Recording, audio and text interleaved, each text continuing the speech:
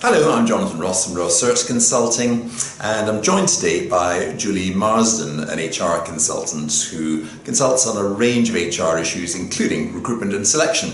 And Julie and I work together on a number of HR recruitment and selection activities. So delighted to have Julie with me here today. So Julie, one of the issues that most organisations come up with is the broad subject of how to assess talent. We just need to take a step back and identify what is the talent that we're looking for. Mm-hmm. I think it's very tempting and all too easy just to start going to that second stage and saying, right, so how do we assess talent before we've clearly identified what talent that we're looking for. When I say we, I'm talking a company. Yes. So an organisation or a business, what is it they need in the form of skills or competence or attitude, behaviours or aptitude in order to attract the right person to come into that business. Yes. So when we get onto the actual assessment, you can use any number of ways to assess talent.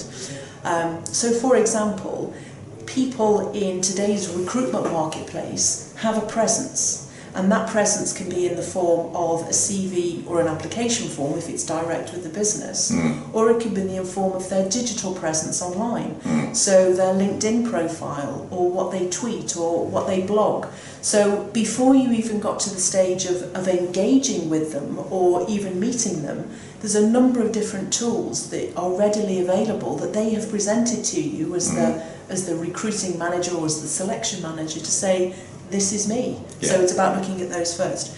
And then I think you would go on to things like interviews. Now there's a number, we can talk all day about the importance of interviews and how interviews are done, but we're all social animals and technology is great and has its place, but we still need to have that human interaction and find out about people, their facial expressions, their body language, how they react to certain questions, how thoughtful they are.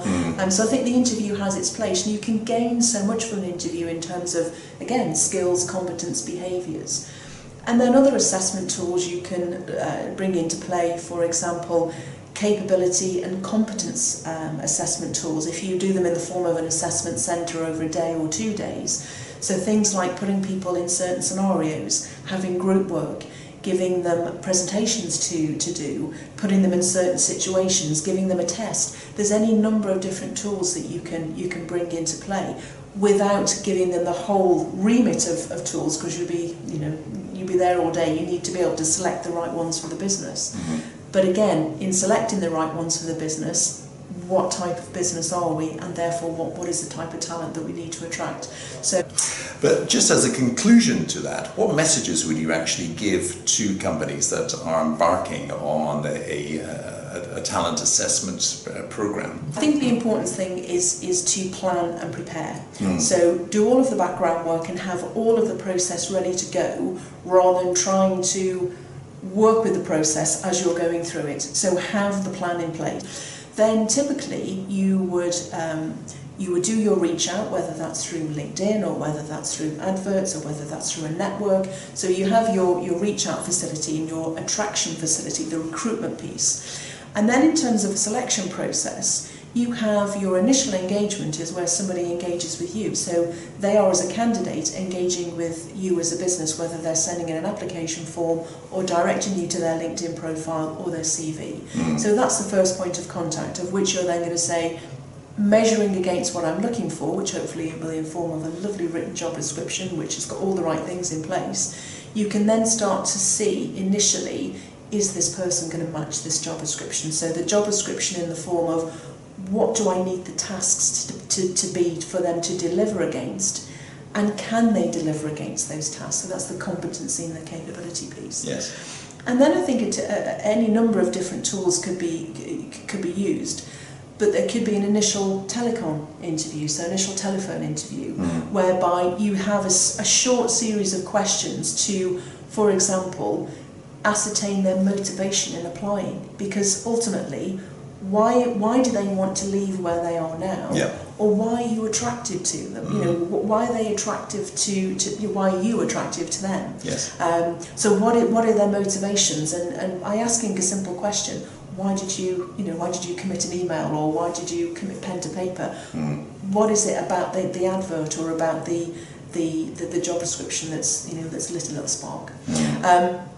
So I think an initial telephone interview is very useful for screening, and then there could be face-to-face interviews, or you could ask for examples of their work. If you're looking for a technology-based position, there could be, or research and development position, they could have papers published, or documents published, or articles, or blogs, or whatever. So again, you could ask them to submit those as, again, part of the process. And then you might engage in more detailed face-to-face, whereby it could be through a series of interviews, or it could be through a series of online activities before you get to the interview. So, for example, psychometric profiling, or even some testing. Yes. And then there would be the interview stage, where you could have 1 or 2 interviews. The interviews would need to be prepped, and I know we're going to talk about interviews in a short while. But you could also ask the people, or the candidates, to make a presentation. You could give them a set of scenarios to deal with and find out how they would deal with those scenarios. You could engage with them on a one-to-one basis. You engage with them in a group scenario and see how they interact with each other. So again, it's looking at what is it that we're looking for, what is the type of person that we're looking for in terms of their skills, their competencies, their attitude and behaviour, in order to be able to deliver the role, and then pick out any number of different ones that are suitable. The more senior, the more intense it might be, but if you have a selection process where you have high demand and low supply in the marketplace, then your recruitment process, I suspect, is going to have to be a lot quicker. Yes. Simply because you've got to get that talent, you've got to attract that talent, and you've got to move quickly, otherwise they're going to look somewhere else. Yeah. So whereas in some situations it might be useful to have more of a lengthy process, more in-depth process, with others you might need to get into that marketplace really quick and have a quick turnaround in terms of the assessment tools that you use. It's a complex process, but as you said to me in the past, if you get it wrong, it can be very costly for a company. It can, and it's costly in terms of, GBP on the bottom line. Yes. But it's costly in terms of people's time, and also I would say for the credibility of the business. Because when somebody new comes into the business, everybody knows there's somebody new come into the business, and if they don't stay beyond, say, their probationary period, or their first year, or their first 18 months, or whatever, then for me, it's the credibility of the business that's being looked at as well by the people within. And